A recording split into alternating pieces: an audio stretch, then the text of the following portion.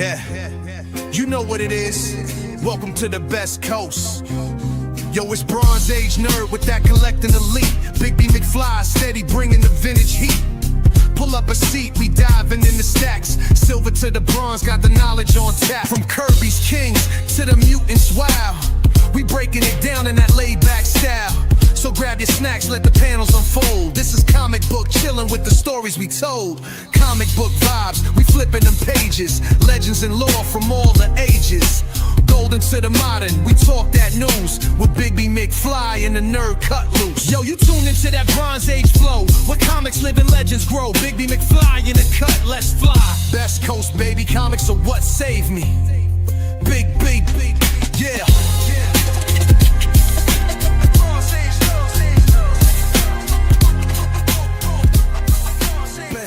Baby, comics are what saved me. Hey, what's up, everybody? I'm Christopher, aka the Bronze Age Nerd, and I'm joined, as always, by my faithful co-host, Bigby McFly, the comic guy. What's up, Bigby? How you doing? Hey, I'm hanging in there, man. Hanging in there. That's all we can ask for this time of year. Is the calendar has rolled over to December, which just, I know Thanksgiving was really late this year. It just kind of caught me off guard still. It was crazy. Right? We'll talk about that a little bit. We'll kind of have a little chit chat since we didn't really have a regular show last week. But first, before we get into the conversations and saying hi to the people in the chat and everything, I do want to take a second to say that we are streaming over on Bigby's channel. I keep pointing the wrong way this time. And we're streaming on my channel. I'm Bronze Age Nerd. That's Bigby McFly. We're also streaming over on the EXP, which I believe... kind of hard to tell. I think that's I think we had a new channel member join earlier today, and that would probably be, I'm guessing, over on the EXP. That's Triple B. Awesome. Joining all of our channels as members is really something that we would appreciate. So I always like to see those. And go subscribe to those channels. The links are in the description below. So yeah, Thanksgiving was this week. I hope everybody had a good one. Did you have a good one, baby?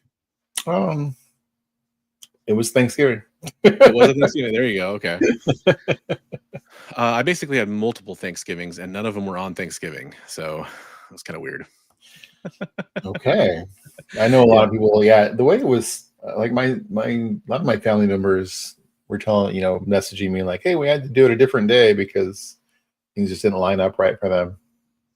Yeah, it was weird. Like on Thanksgiving, my wife had to work, and my parents are, retired, and that's where we're going to go over because they live pretty close to us. And it was just like, well, why don't we just do it on Friday? Because she didn't have to work that day. And it was like, it just made the sense to do that. And so we ended up doing that. So basically I just, kind of hung out with my daughter. I tricked her into eating a turkey bologna sandwich because she was like, I hate turkey. Yeah. And so I had her eat a turkey bologna sandwich. I'm like, you ate turkey on Thanksgiving? You didn't even know it. And she was like, whoa, I like turkey. And then she ended up eating real turkey on the big day the next day, which was kind of fun. And then, what did we do? We went over there to my parents. We had a great time hanging out over there, played a fun board game. Props to Enchanted Forest. If you've got kids, it was a fun game. And then on Saturday, my wife got a free turkey from her work. And so it's like, well, we did that one at my parents. We may as well do a real Thanksgiving over at our place. And so she had to work that day, but I just cooked all day, and we did like a real deal Thanksgiving dinner with a turkey and all the trimmings. And that was fun, but it just felt like by the end of the weekend, it felt like too much Thanksgiving. It's like the bears, the too much birthday. Yeah. Throw in like all the, some Black Friday shopping and some Cyber Monday today. And my daughter had a doctor's appointment today, which shout out to Metal Elf here, who's asking about how my daughter's doing. For those that are in the know, we talked about it last week. We talked about it during the Heroes for Heroes charity auction. She's doing great and made a full recovery. She got the clean bill of health today on a follow-up from the ER visit last weekend. So I appreciate everybody out there that's concerned about that. That's very nice of you. And thanks for everybody who's kind of been waiting, by the way, on the charity auction stuff, because I just explained my last few days have been pretty hectic. And then I had that appointment today. So luckily tomorrow I'm going to hit the ground running on some stuff. I have a pretty free late morning and afternoon, so I'm going to be working on that stuff. So you might get updates about your items if you ordered prints and all that kind of fun stuff. So, well, and seeing Metal Elf in here makes me remember we should tell everybody, make sure to toss some original art in the place where original art goes. Yeah, absolutely. Yeah, we still have some time to do that. If you guys are interested, I'll go ahead and throw an invite. Let me get a fresh one here. This is an invite to my Discord server. If you haven't joined it and you want to, it's a free server, lots of comic news and people sharing questions and collecting stuff. Something for everybody. For everybody. But one of the things people share is comic book community art, which means art you do.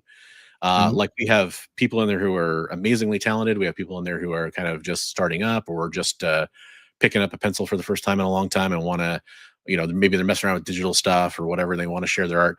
It's extremely chill place to share your art. No one's gonna, be like, no one's gonna be a jerk about it. So absolutely. Yeah. No, it's all about just encouraging people to to enjoy drawing and just the feeling of freedom that gives you and just the endorphins that it creates. Okay, that did paste the link. I was like, for some reason, I didn't think that pasted the link in.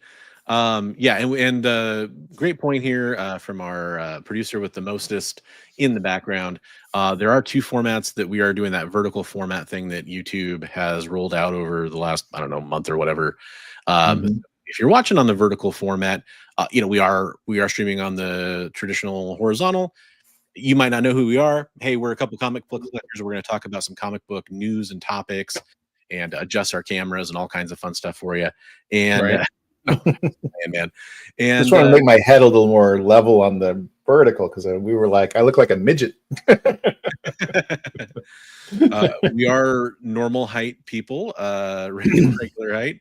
Yeah. And someone needs a good shave. Oh, Gary, that's so nice. Well, I'm not available to come give you a shave today, but maybe someday. That could apply to both of us, so Yeah, right. I think out of the two of us, probably more directed at me. Hey, by the way, Gary, best comic book community facial hair winner like 3 years ago from the comic book community, so shout out to that. There you go. Hey, I'm not as tall as Kyle, Jay. I'm only like 5'10", or 5'9" and a half or something. I'm kind of selling it, overselling it there a little bit. So we have some great topics to talk about tonight with the comic book news. There's one big one, which was the Magik and Tim Seeley controversy, witch hunt. I don't know what you want to call it, magic hunt, with everything going on with that character in the Marvel Infinity comic, and we'll explain that and get into that. But that's going to come up a little bit later. If you guys do have any news topics that you want us to cover that are going on in the comic book scene right now, please mention them in chat and I'll try to pull up like a story about it we can share or something like that, and we can try to talk about it off the cuff. There's not a whole lot that seemed to happen this last couple of weeks here that everybody was tricking people into eating turkey. Yeah, exactly. Exactly. Yeah, Big Turkey was getting one over on everybody. Let's see. We talked about the AI X-Men casting stuff last week. Yeah, that was fun. Did we talk about? No, we didn't talk about this. This was a new one. So I did hear some things about that possibly getting litigious. The AI X-Men stuff. They think it may affect their bottom line, and so they're talking about some ramifications possibly. May affect Marvel Studios' bottom line? Yeah. Wonder why.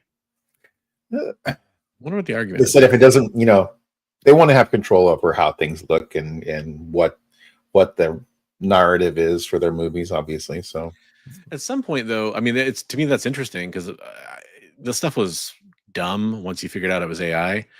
Yo, what's up, Murdoch? By the way, just real quick shout out. I should probably just real fast here make sure we got GT Key Comic was in the house. What's up, GT Key? We had Metal Elf we said hello to a second ago, and then Mr. Science Snake is here. Thank you, Mr. Science Snake, for slithering in. And we have the Collector P. What's up, Collector P? Who got the important bronze, though? Well, I was trying to figure out the important bronze here was, I think it goes to Metal Elf. Yeah, it's kind of hard to. Right. There's a lot of multiple channel comments here. Oh, and I missed one, which is Shigeyuki Kikita, who's got a cigar, hot chocolate, and now the best coast. That's all he needs. I love that. Hey, what's up, Archivist Adrift? So switch over to the non. Yeah, hey, absolutely. The tryptophan was real. Ended up taking an old man open mouth nap after eating. That's funny. We watched National Lampoon's Christmas Vacation, which staple for many people when it comes to Christmas movies. And it always cracks me up when you have the two granddads who are like in the middle of the day, everybody's getting ready, and they're just yeah, but who can't relate to that, right? I mean, as we get older, it's easier and easier, right?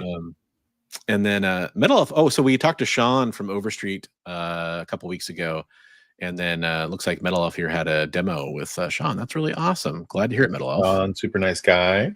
Very nice guy. So where was I going with that? Oh yeah, the news story here. Yeah, but first, before we talk about the news, really just got to get into our proper news attire. So let's do that real fast.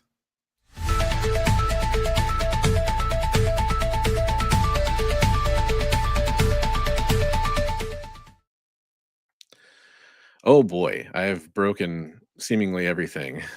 Here we go. You're broken. Murdoch's like, I switched over to the horizontal stream for this. We switched in and out of those clothes so quickly. Well, I mean, it was lightning. It's like Clark Kent changing into. Gotta catch my breath. By the way, spoilers: Clark Kent, Superman. I'm just saying.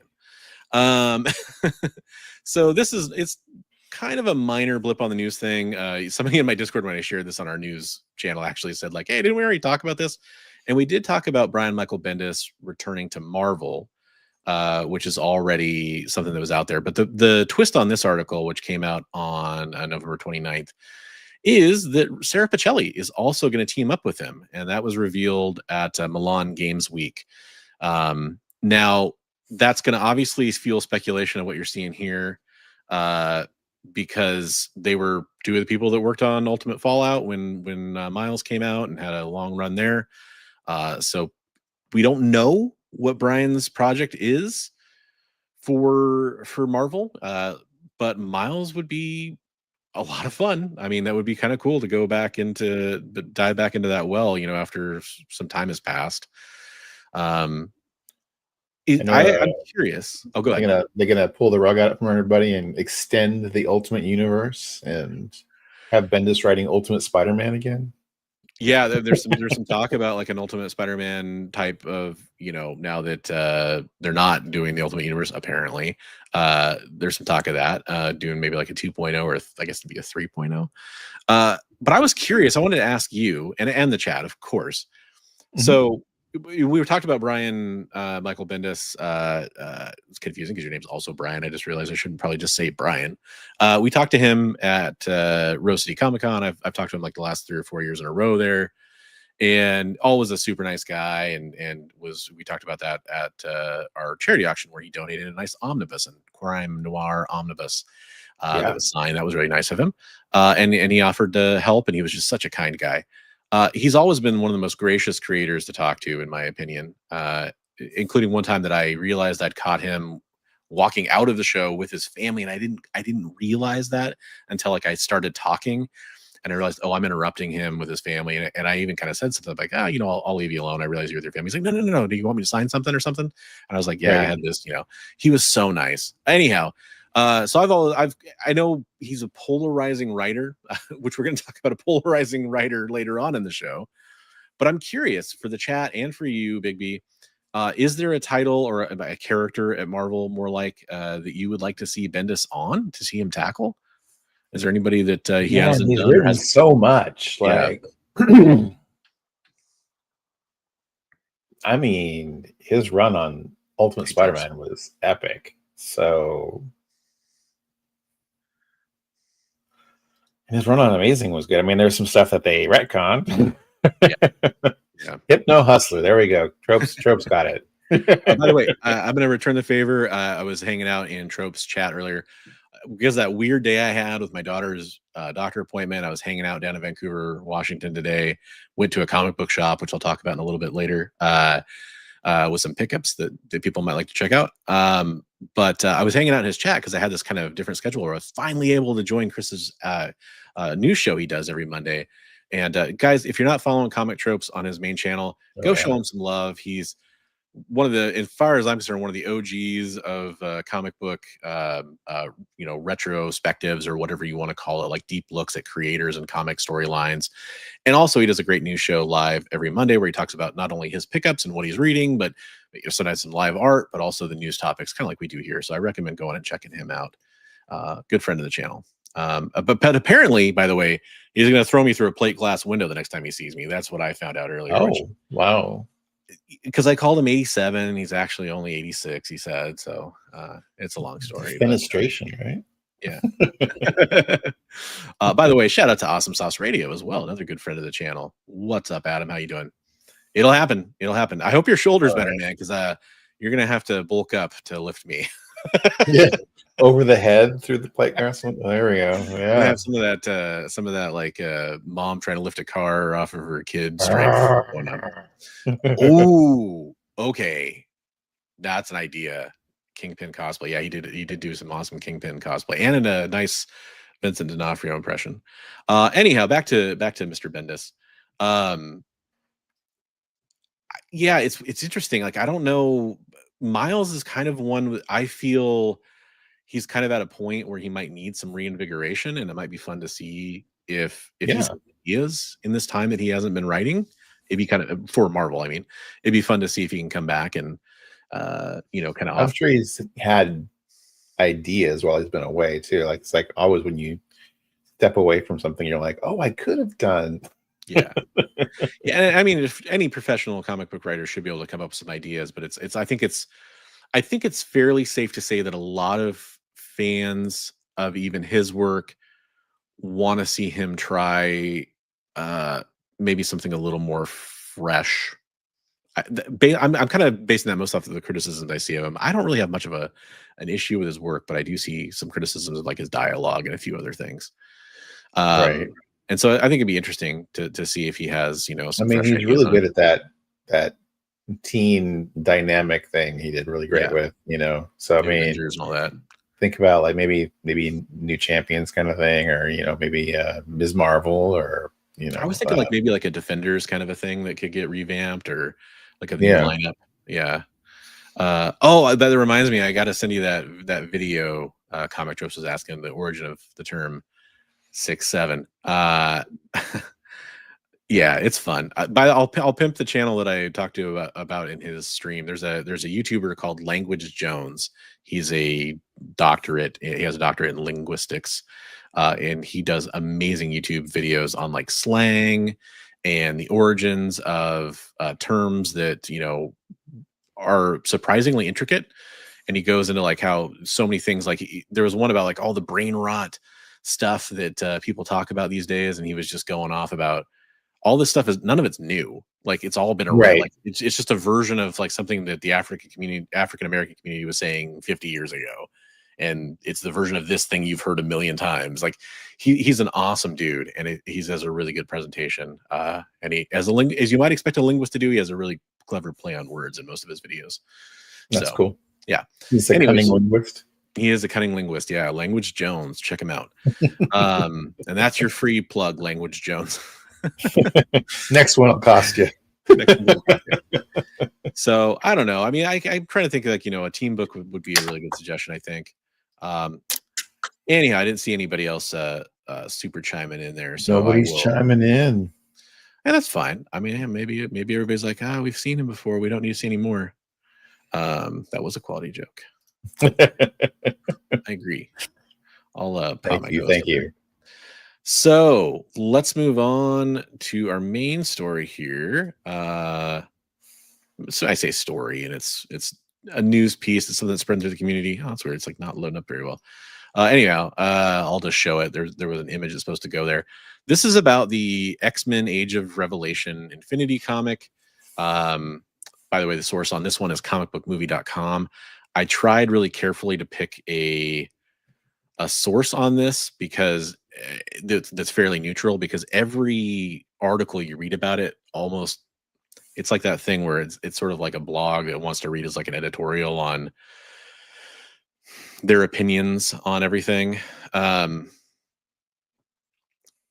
So yeah, there's a great comment from Chris there. I think people kind of overreacted. That's so weird. That's not. I'm gonna try refreshing this page real fast again, see if that does anything. I'll kind of briefly explain what this is, and then shout out to some of our friends that we're in private chats with, because I didn't know about this until somebody in one of our we have something called the Council of X that I'm almost more of, I guess, like an affiliate of. I haven't really officially appeared in any of the videos, but you have. I have, yeah. yes. You're I'm more of an offshoot. I'm like the Excalibur of the Council of X or something like that. You're hitching a ride. yeah, I'm across the pond or whatever. But shout out to them for sharing it in our chat and kind of talking about it. There was some Reddit post talking about, oh, I can't believe that they're doing this with this character and this story, and I by no means want to make light of the intention of the reaction of most people that had a problem with it, which comes from, I think, a place of trying to protect victims of sexual abuse and neglect and some other things too. I think that's important. But you'll kind of see my opinions and Bigby's opinions here as we get into this. So the story here is that in this comic book, and I'll be honest, I only read issue 4, which is the issue in question, and then issue 5, which is the issue that just came out, I think, a day or two ago, I want to say. This is all in the Marvel Unlimited app. It's the Infinity Comics, which are the ones where you just kind of continuously scroll and it gives you the whole story like in a vertical format. If you haven't read those yet, they're kind of interesting, but they're exclusive to the Marvel Unlimited app. And in this story, you basically have Magik going back to Limbo under the control of Belasco, and obviously, which is her tormentor. If you're not familiar with the original story from back in the day, and her kind of imprisonment in Limbo before she joined the New Mutants, and a lot of dark things were implied to have happened to her back in that original run. So the interesting thing to me is, and I'd love to hear your reaction here in a second, Bigby, when you looked at those screenshots or whatever from that Reddit post originally, which is what I did originally too, there was like 3 or 4 screenshots that honestly seemed to be taken out of context to me, because I was like, what are people so riled up about with reading these panels? And I was like, maybe I'm missing something, which is why I wanted to go and actually read the comic. And I was looking at it and I just didn't understand the reaction in proportion to what was being displayed. I guess that's the best way I can put it. What was your reaction?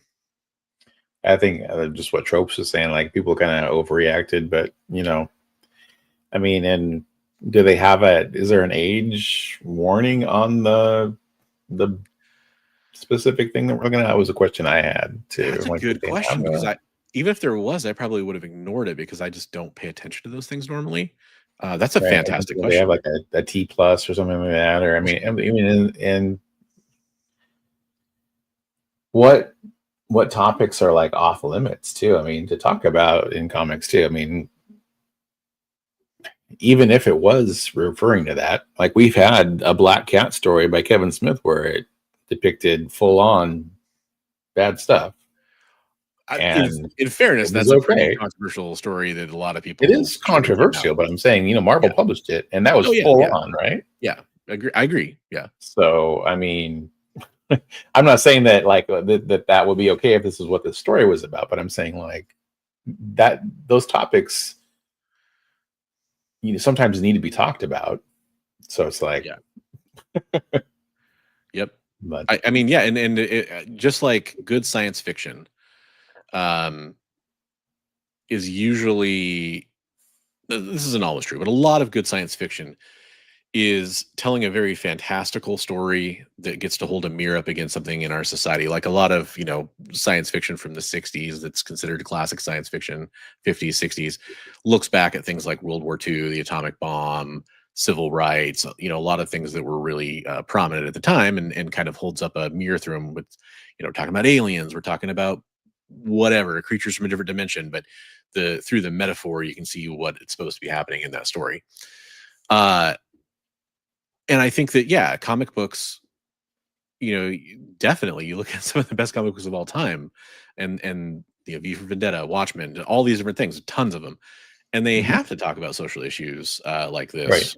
But at the same time, I don't really think this was talking about that, though. I don't think this story was that deep. Like, I just don't. And I think some of the argument from the people that are taking umbrage with this is that, well, it should be deeper if they're discussing this, which is perhaps a fair criticism. Maybe it should have gone a little deeper. It's just one of those things where it's not presented in a way to me that set off any alarm bells. And if you look at some of the posts on this on like places like Reddit, for example, it's literally everybody in those threads just being fully on one side of this. That's Tim Seeley should essentially be canceled for this. Now, an important thing we have to add, just to explain the story for people that aren't up on this, where it got to is a point where literally, and people are saying this is overblown and it didn't really happen. I saw the tweets and stuff in real time as the stuff was kind of happening and unfolding. And so Tim Seeley on X, the platform formerly known as Twitter, was getting death threats for him and his family. Something, this is nothing new. We've seen this with a lot of other creators and actors and people that speak out on various things or do different things. And I think absolutely nothing in this should warrant that reaction. Just as a disclaimer, I think we kind of need to say that. It's so bizarre to me that that's the reaction. If you have a problem with the story, if you take offense to it, of course you should speak your mind on your platforms. And if you think you did a great job, you should do that too. You should voice your opinions, but at the same time, you should act like a human being. And I can't see anything in this that would justify that reaction. That to me is a million miles over the line to do something like that.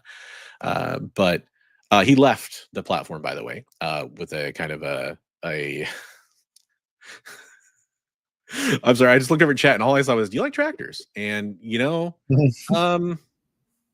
that one really caught me off guard because do I like tractors? I'm kind of indifferent on tractors. How about you, Bigby? Do you like tractors? Tractor beams. Dude, I'm with you. Tractor beams are cool. Yeah, no one can ever be perfect enough is a great point. I want to get caught up with. Oh, that's very nice of you. Thank you very much.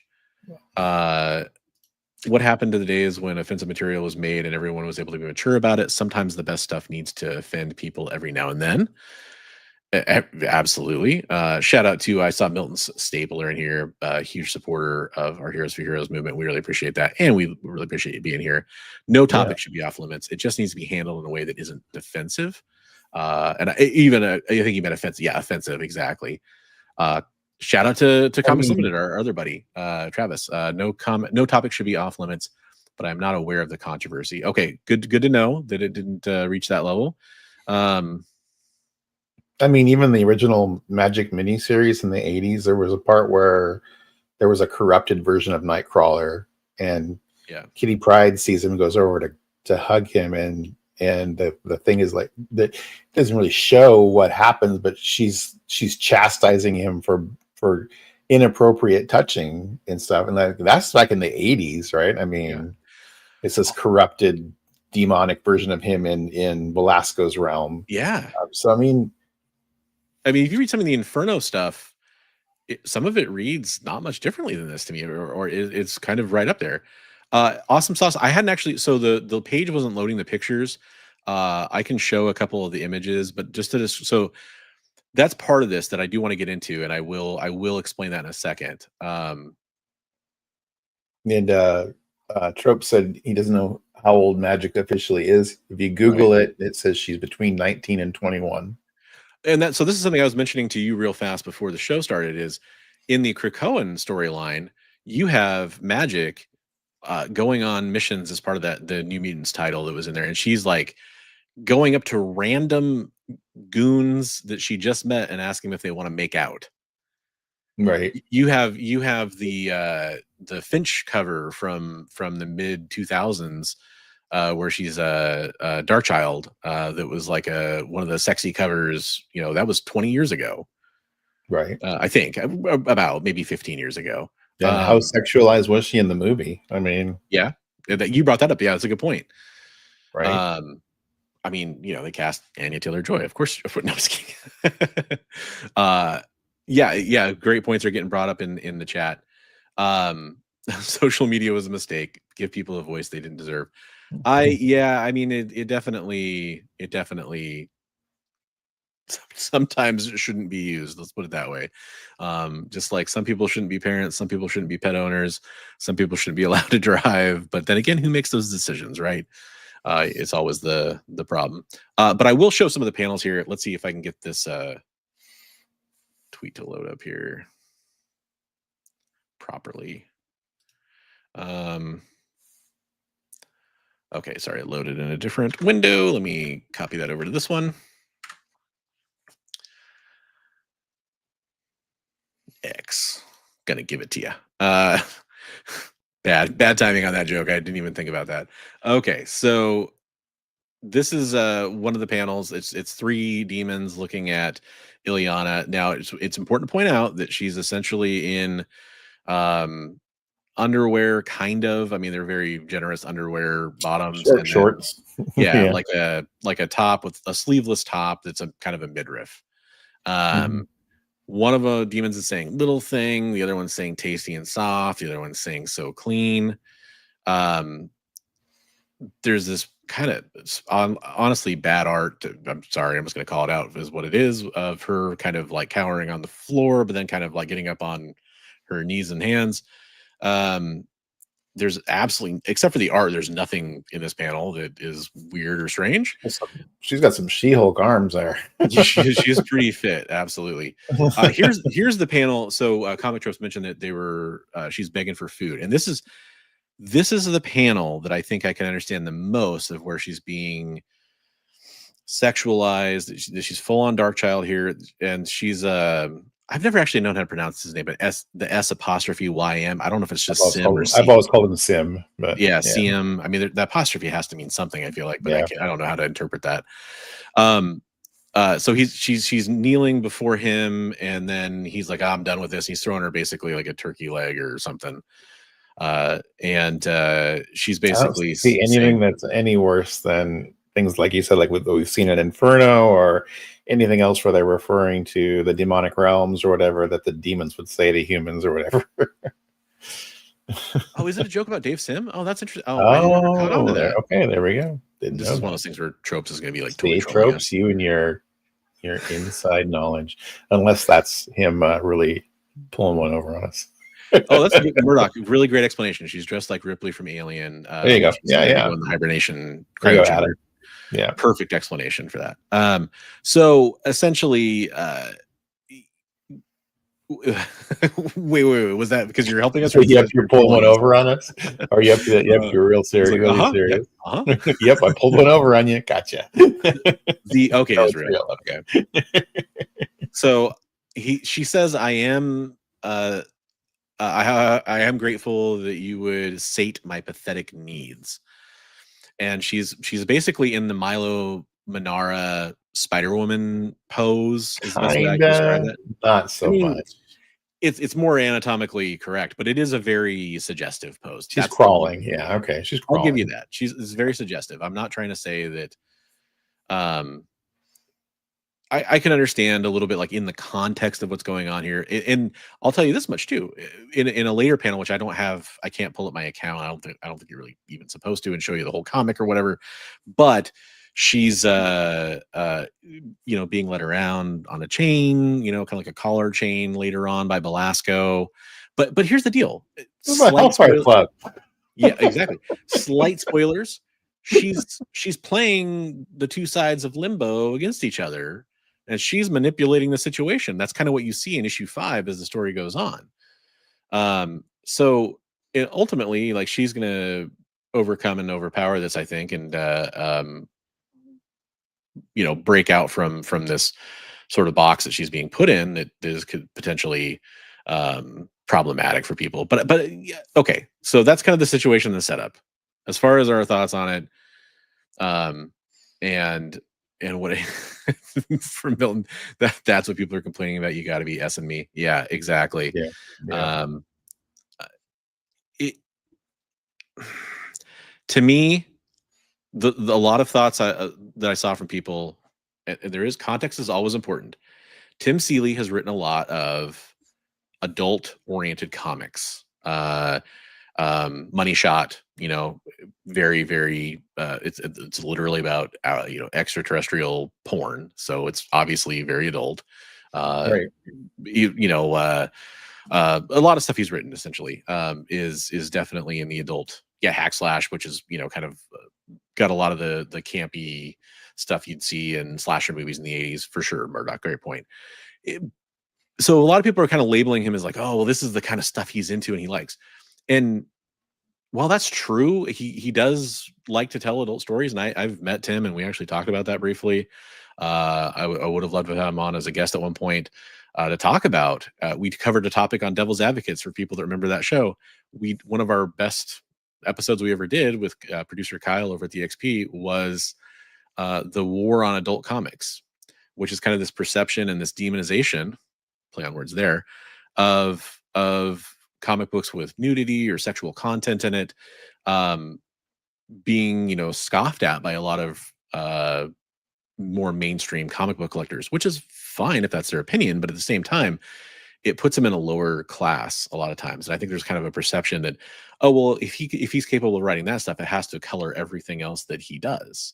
And that's not true. He's done plenty of other stuff. It's his work on G.I. Joe, if it comes to mind. Like there's a lot of stuff he's done that has nothing to do with sex and adult content or overt violence or something like that. So that's an argument I don't really see, but I do understand that people are bringing up the past there of like there's this context of this person who does this. But part of it, what I really want to say, and what I've been kind of waiting to get to a chance to say is, this is in a lot of cases to me where if you took the script and you just looked at the words, and then you took the art and you just looked at the art, neither one, I think, for me, again, wouldn't send off any warning signs. You put them together, and I can kind of see a little bit about what people are kind of talking about with the implied history that Ileana has. It makes some sense to me, but that to me becomes more of an editorial problem that should have been watching the tone of what they want to put out and kind of monitoring that. And if that's the case, I mean, do you really blame Tim Seeley for that, who just wrote the script? The script on its own doesn't seem offensive to me. I mean, what are demons going to do? Like they're going to try to humiliate and torture you. I mean, yeah. and also it is very important to point out that there is no actual sexual assault that is essentially confirmed that I've ever seen for her. It is implied, and that is definitely true. But you could also just make the argument that she was just a slave of Belasco's, and that he was grooming her baby to be his wife when she was of age. You could make that argument too. That's not right. It's obviously, but he's a freaking demon, right? Like, no one's saying he's a good guy, right? But also, obviously she's a victim of this, but it makes it even better if she turns it around on him and kicks both their asses in the end, doesn't it? I don't know. Right. Yeah. I don't know. Seems a little over the top, but that's just my 2 cents. Yeah, and hey, hopefully that is the case, but unfortunately, it is a whole lot. A lot of people. I mean, there's news articles that I was looking at before we went live today to see if there's anything else that really needed to be covered in depth, and there was updates, and people are calling it like what do they call it? The Bleeding Cool, which Rich Johnson was calling it like, I don't know, like Ileana Gate or something like that. I don't know, something stupid. Why has everything got to be a gate, by the way? I hate that. Hey, what's up, Dr. Plagueis? Sorry, I didn't say hi to you earlier on the chat. I might even... Oh, look, you talked about Local Man. That's a good one. Yeah. There you go. Yeah. Apparently those people haven't read The Killing Joke. There's some pretty bad stuff in The Killing Joke. Yeah. Awesome Sauce wants the movie rights to Money Shot. Don't gatekeep the gatekeeping bronze. Yeah, I mean, hey, I'm glad that people seem to have that impression of it, and hopefully that's maybe some sense is prevailing. I debated whether or not I should reach out to Tim, because I do have his email address, because again, we were going to try to do an interview at some point. Debated reaching out to him, but I just decided not to. I think I'll let this cool off a little bit. I would think. Yeah. I'd love to talk to him at some point, but the man's getting death threats and stuff like that, so I don't really He want probably to. wants to keep his head low for a while. Yeah, but I did want to give him a chance to comment at some point, and so hopefully we'll get to hear about that, maybe and maybe not. But Right. I've been a fan of some of his stuff. I haven't read everything he's done, but Oh well, the first one, it was the way it was brought up in our group was that it was child sexualization. Well, she's between 19 and 21. yeah, She's not 14 or whatever. It's well, like, she's in that weird. All the mutants, like sometimes Cyclops is portrayed like he's like in his late 20s at this point, right. and it's Because they want to keep everybody forever young. Yeah. Forever young. And I totally get that he's not portrayed that way sometimes too, of course. But I mean, he really is sometimes. Right. Yeah. He's not portrayed as a 50-year-old man or whatever. Right. I mean, even older than that at this point. I think he's like probably pushing 70, huh? Yeah. Maybe he should run for president. But I'd vote for Cyclops. I'm just saying. So it's one of those things where it's just I don't think that people really look at this stuff through a totally objective lens sometimes. And maybe I'm not. Maybe it's me. But it just feels like what Travis was saying last month. It was absolute Batman. People just taking things out of context, not reading the whole story, and going crazy about it. So yeah, and maybe I'll reach out to him. It's just one of those things where I'll be like, here's like some straight honesty. I've had some opportunities where I could have brought people on the show that I'm connected with, that I even had kind of conversations with them at times at the height of like controversial stuff going on. Some of the stuff I've covered on my channel over the last few years, literally some real controversial stuff going on, and I could have brought those people on. And to me, honestly, it felt exploitative. It felt like, hey, I bet you I can get a bunch of views if you come on the show. And it's just that's just not who I am. Right. So that's not a good feeling.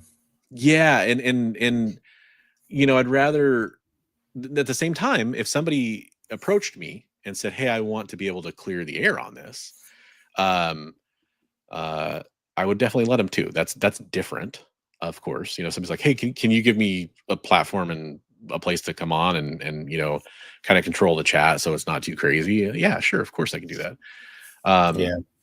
And I think it's fair to say, because she had us read the kind of a statement from her Sozamika. Right. We had some controversy stuff going on, and I kind of got to a point where I was talking to her and sort of like just say, hey, if you want to come on and talk about this, to kind of just have a little clip out there that we can reshare or something like that, you're more than welcome. She's like, yeah, why don't you just tell your viewers this? And I was like, perfect, we'll do that. So, right.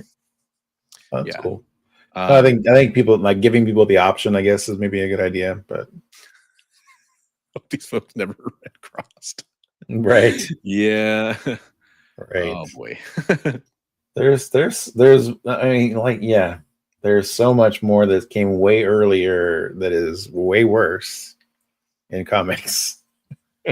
Yeah. Well, and the funny thing is Murdoch says all this over what amounts to a throwaway miniseries. And I gotta be honest, the reason I have Marvel Unlimited and I do check out a lot of stuff on there, the Infinity comics, I basically never read them because I don't know, just about all of them kind of seem, when you say a throwaway series, that's kind of what they all seem like. Like there's nothing on there where they're like, this is going to be like super important for this story. They play a few things up like that, but I don't know. Great point. And just to reiterate, we're not minimalizing or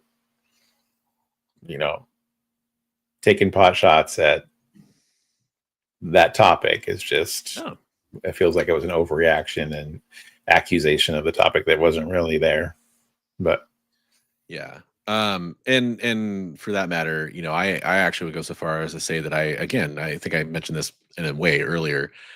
if people that have the opinion that there's something wrong about this, I think they by all means should speak up, as long as they do so in a way that isn't more destructive or more offensive by telling somebody they should go, self-harm,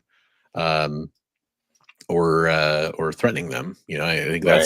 that's where it's like, well, you've lost your moral high ground in this Right. conversation, clearly.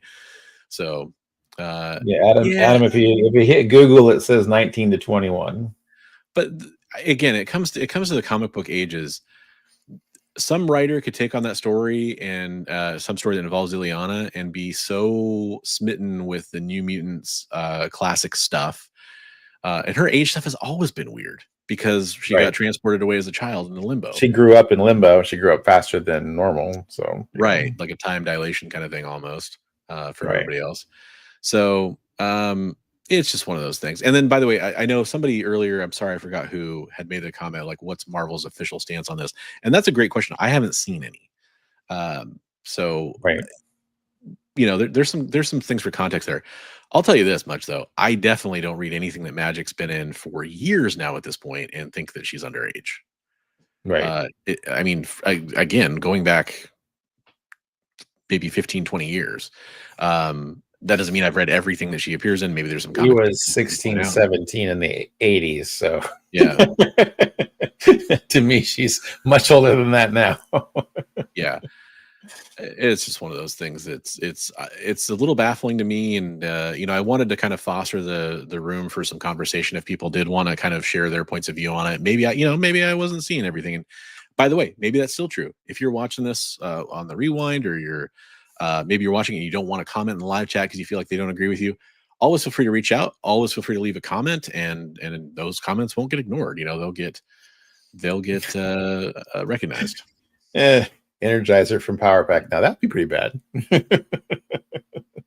Yeah, true. So the next one that's kind of funny. This to me is the tongue-in-cheek aspect of this. This is just a thing I saw before the show went live, and I just quickly added it to my Discord server and decided we could talk about it because of our topic that we were going to be talking about.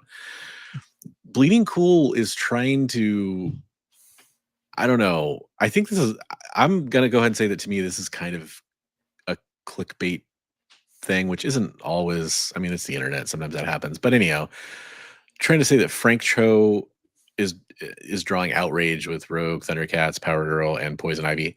And it's using the term, the problem is the term outrage is something that Cho kind of uses himself. Yeah, it's his series, right? It's the outrage series. Yeah. And so it's sort of that to me is the part of the headline that is kind of people see that misleading. Word. Yeah. But that's what he himself calls them. And I'm not saying Rich doesn't know that. I'm saying that I think he's using it in a term to kind of get those clicks. But he shares some of the covers here. There's some gold in here. I'm just telling you, I love there's some very funny stuff in there. Yeah, there's some great ones. The Transformers one was the wide load on. What does she transform into? Alimony. Yeah. There's some great ones here. I don't think anything here is going to get us in trouble. Hopefully, if I go quick enough. But the point is, some of those pen and inks got covered.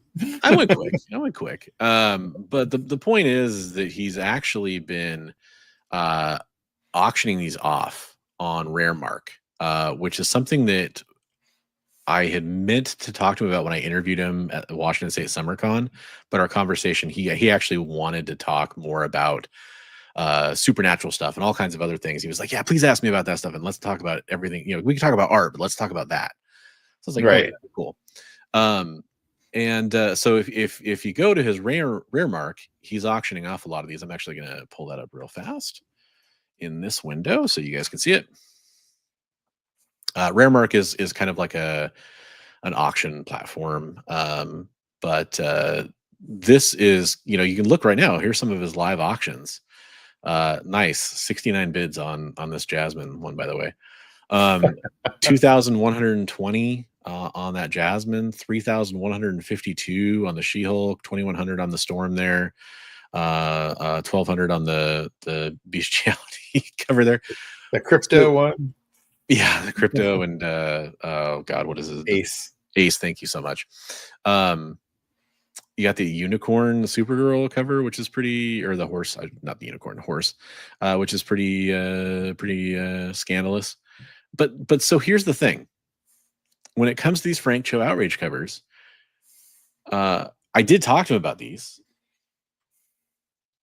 The whole point is he wants to push the boundary. He wants, this is why I thought this was the perfect follow-up. He wants to question people like this. He wants to make you question, what art can be and what should be outraging people. He's like, you think that can outrage you? I take that as a challenge. I'm going to show this to outrage you. He's trying to make them more scandalous. Like he did the Jeremy Renner one about getting run over by a snowplow. And that's the one I asked him about. I was like, hey, with that one that just kind of came out, like, how do you feel about this when you see the reactions to these? He's like, I love it. Bring it. But yeah, he said he didn't realize how serious it was at first too. So, but I think he even made a joke about that. I think he kind of went like, "But I would have done it anyway," or something. Right? I'm pretty sure. Maybe I'm misremembering that. But, yeah. He said, "Yeah." For a second there, I was like, "I didn't realize how serious it was," but then I was like, "Yeah, I would have done it anyway." Yeah. And here's the best. I talked about the war on adult comics earlier. Here's the best part: if you don't like it, cool, don't buy it. Right. Neat. Luckily you don't have to. And the article does mention that Murdoch is if you're looking at the bids he's getting off of these, he's doing pretty well. If he's turning these out at the pace he seems to be, he's probably doing great. He's also, his position as where he's at as an artist, he's pretty bulletproof, I'd say. Yeah. Yep. I'm just a fan of Frank Cho. In fact, I was hunting for a Frank Cho comic today. I was hunting for his Invincible cover. Didn't turn it up, but wanted to. Love that cover. Which is not nearly as scandalous as this stuff. What's up, Lyle? How you doing? Saw you jump into the chat there. And what's up to anybody else who's jumping in too? Talk about some snow. Yikes. Yeah, that's a lot. Wow. Wow. The Franksgiving covers. Yeah, exactly. Oh, it's awesome. So there's that. That's kind of the news. Fun. All the news that fits print. All the news print. So you want to see some comics I picked up? Yeah, I do. You sure? Okay. Yeah, I'm sure I do. And then we'll go through community art real fast. Sounds good. Why am I always forgetting which view? I feel like they changed this. Maybe that's what it is. I'm just getting old. Here we go. Okay, so I picked up like 9 comics. I think that's how many bags and boards I pulled. So I picked up a couple pages from the Red Daughter of Krypton series from the original art experience over on the EXP on Friday nights with Nick Barucci from Dynamite and Dynamic Forces. And so I'm trying to pick up the series of that, and especially there's actually a random Green Lantern cover that I want to get because it's a booty cover. I'm a collector of those. People are like, "Oh, of course you like Tim Seeley. You're a booty cover guy." But I'm trying to get those. So I got Supergirl 28. I'm pretty sure that's part 1 of the series. I'm pretty sure. So grab that one. Trying to get all those now that I have those pages.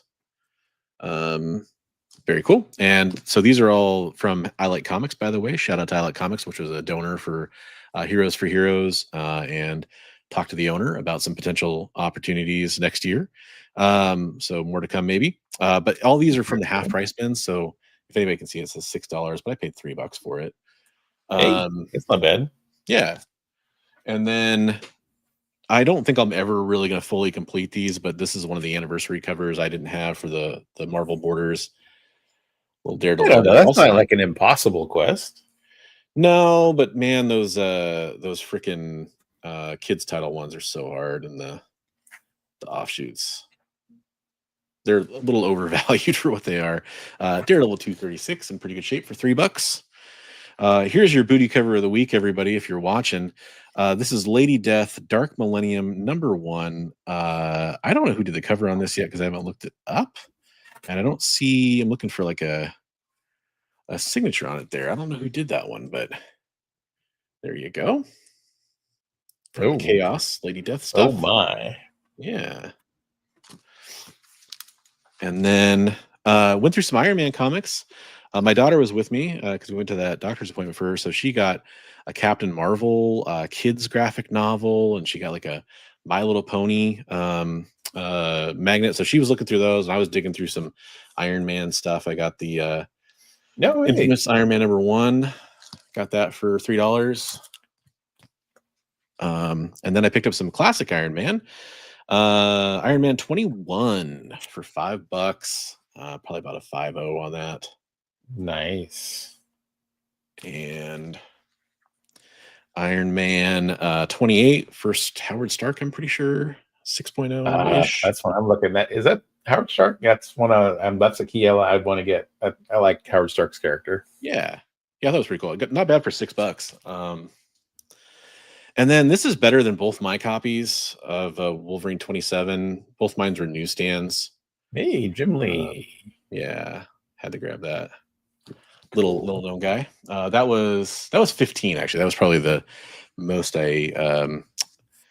closest to true FMV I paid for something. This is in pretty decent shape. I know you know this book. I know a lot of people know this book. I was very surprised to see it for $3 in the 50% off bin. What? Yep. You're kidding me. No. Whoa. There's $6 right on it. Now, oh my goodness. He has it labeled at an 8.0, which there is a couple spine ticks on the staple. I don't know if that'll show up on camera there. Yeah, but that was even like in a VF condition, that's pretty good, I think. Yeah, dude, man. Oh, it gets better. You want to see my last one? Sure. Okay. How about this? Whoa, Dave Stevens goodness. What did we get on that one? So that was 40, which means it was $20. Jeez. Yeah. Nice. Trying to work on all the Dave Stevens covers that are highly collectible. I've got most of the ones I care about already, but now I'm looking to upgrade some of them, and yeah, there we go. Well, I got a little haul from Mr. Akins. Oh, nice. Let me go back to that view, and I'll make you the large player. There's a whole ton. We just did an unboxing on my channel, but I'll just show like 6 or 7 of them. So, 6, 7? This is totally cover by. America, huh? Yeah, she got some barbed wire there. I don't know. Crazy stuff going on there. Man, if that was Marvel's America, we'd be talking about another scandal. Right? We got the ballistic swimsuit special. Nice. So this is like he got a collection, and he got it like, I think he said it works out to like 3 cents a book. So he was giving me crazy deals on these books. So wow. Bisley scrapbook. Oh, that's cool. Yeah. Nice. He's like, how about Bloodstrike? I'm like, no. And then I'm like, oh, wait, these are Stephen Platt issues. I'm like, yeah, I'm interested. I like Stephen Platt's artwork a lot. So yeah. So there was like, that cover is amazing. Right on. And then I had a Prophet poster hanging on my wall for most of my teenage years. So just like bullet casings flying everywhere. Chastity #1 and a Cliffhanger #0. So there you go. Oh, good point. Comic Tropes. Yeah, we appreciate that. It is still pretty new for us, and I'm looking at the preview, and I'm like, it looks okay to me, but like, but then again, I'm watching it on a desktop, and I get to see the preview of it. But yeah, Bisley looks good. Sorry if it was hard to see him on the mobile. There, and then yeah, got to say hi to one of our friends here. We got Damien, Sleepy Reader 666. Hey, Damien. Yeah, so I mean, there's some cool stuff. I mean, I actually got a whole bunch of Valiant stuff too, and like a lot of it's the later run stuff. And then when I was looking closer at, actually, Mr. Akins was when he goes, "Wait, are those newsstands?" And they were like all newsstands, and they're like way late in the run stuff. So I got Chad Cave in here as well. What's up, Chad Cave? Yeah, no, that was some good pickups, man. And by the way, thanks to everybody for the kind words on all the pickups that we were showing off. Yeah, dude, I can't believe that you scored though. Great job. I didn't really, I kind of went in. I was kind of looking, like I said, I was looking for that Invincible. I was like, maybe that's something that's I could see them having their I Like Comics is a very big store. Lots of comics inventory going in and out. And hopefully I can say he's talking about potentially picking up some massive collection that I know Bigby Euler, he said it might be the biggest one he's ever bought. And Oh, wow. some of the collections he's bought. He's bought some big collections before, that's for sure. Yeah.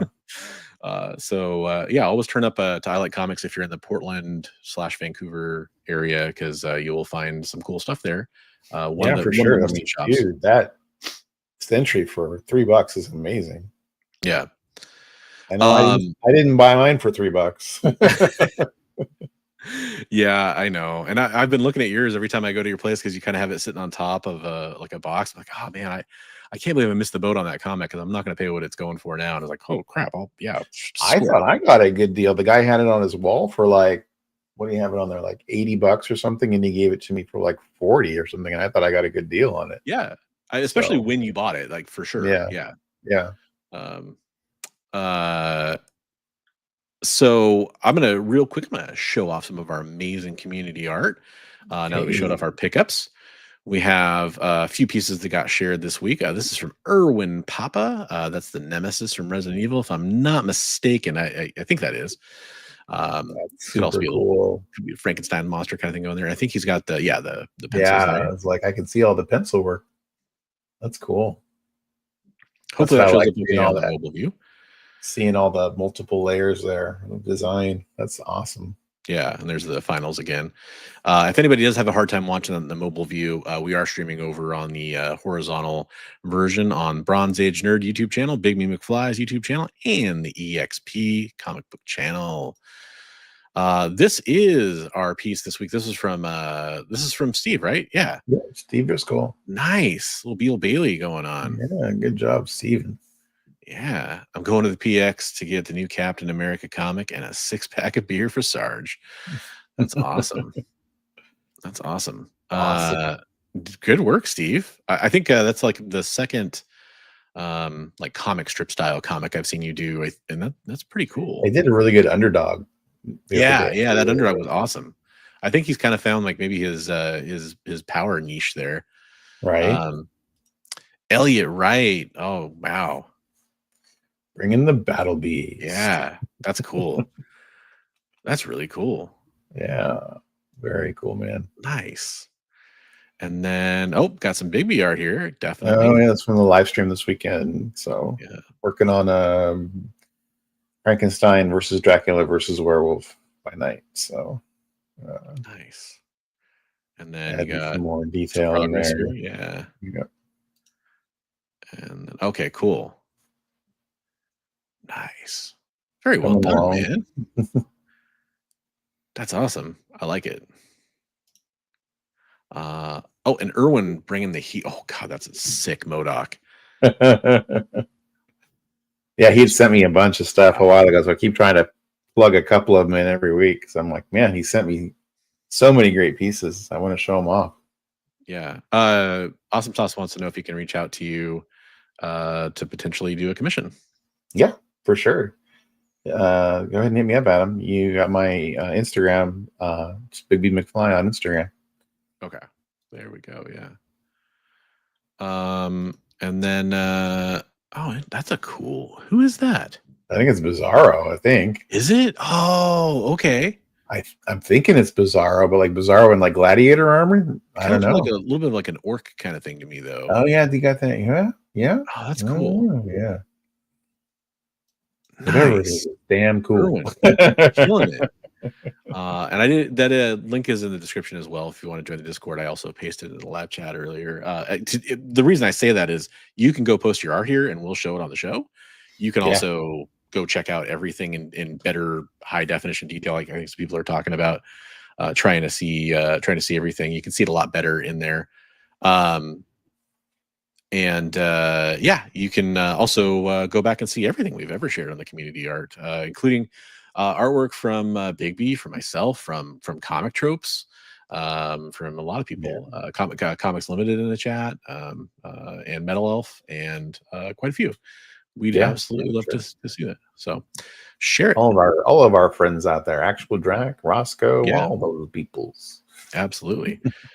On that note, I'll just say the last piece I have to see, and then we'll go around the horn to Big B and see if he has anything to add. But if you did pick up anything from Heroes for Heroes, like I said, it's been kind of a complicated week. But tomorrow I am diving into some of the logistics of getting out the art to everybody, and you'll be hearing from me sooner now because of that, because I'll have some time to work on it.